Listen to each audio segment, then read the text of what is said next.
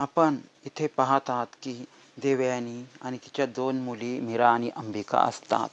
ह्या जमलेल्या असतात. तेव्हा मीरा आणि अंबिका बोलते, "आता आई तुला कोणीही त्रास देऊ शकणार नाही. आपण तिघेजण एकत्र आलो आहोत. त्यामुळे तुला चिंता करण्याची गरज नाही. तुला आता मुक्ती भेटलेली आहे आणि आपण तिघे आनंदात राहू." परंतु त्याच वेळेस देवयानी तिची आई मीराला सांगते, "मीरा नाही, मला मुक्ती नाही तर मला मोक्ष हवा आहे.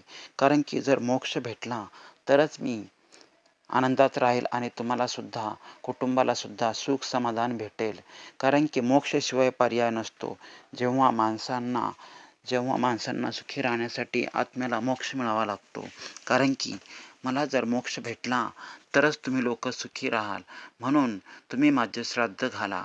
त्यानंतर मीरा आणि अंबिका ठरवतात की देवयानीचं म्हणजे त्यांच्या आईचं उद्या 8 वाजता श्राद्ध घालायचं. हा विचार त्यांचा पक्का होतो. आता किचनमध्ये आल्यानंतर इथे बघा ही जी नर्मदा आत्या आहे ती मीराला विचारत असते. कारण की तिला संशय आलेला असतो की मीरा ही काहीतरी आत्म्याशी बोलत आहे. तेव्हा ती मीराशी बोलते. मीराला सांगते, "जेव्हापासून दादासाहेब गेलेत तेव्हापासून मंजिरी उदास दिसत नाही. परंतु तू फार नाराज आहे. मला सांग की दादासाहेब हे कशामुळे गेले ते माहिती नाही.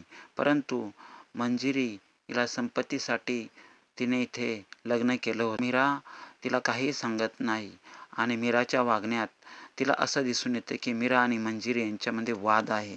ती मीराकडून काढून घेण्याचा प्रयत्न करते पण काही निघत नाही.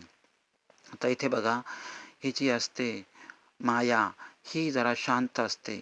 तिला काहीतरी म्हणजे संशय आलेला असतो की मीरा कोणत्यातरी आत्म्याशी बोलत आहे. तेवढ्यात त्या ठिकाणी मंजिरी येते. मंजिरीला ती सांगते की मला माहीत आहे तो खडा तुमच्यासाठी किती मौल्यवान आहे. कारण की तुम्हाला जर तो खडा भेटला नाही तर तुमची मायावी शक्ती ही काम करणार नाही. आणि मीरा ही कोणत्यातरी आत्म्याशी बोलत आहे हे मला माहीत आहे.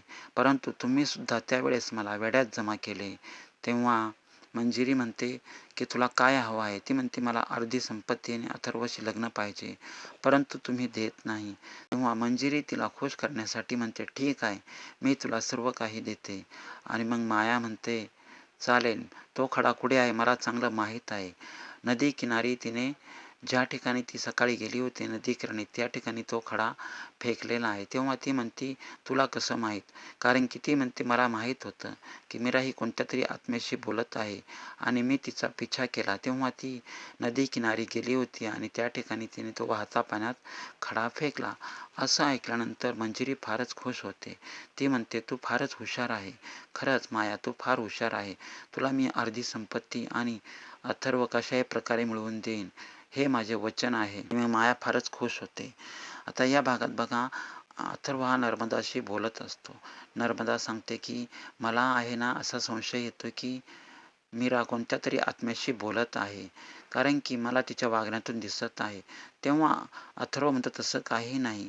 तेव्हा नर्मदा म्हणते, "तू खरं समज किंवा नको समजू, परंतु तिच्यावर लक्ष ठेव." ती गेल्यानंतर अथर्व विचार करतो. तो म्हणतो, "नाही, आत्या ही खरंच बोलत असणार. परंतु मी जर काही मीराला बोलायला गेलो तर मीरा खोटं बोलते आणि रागावून निघून जाते."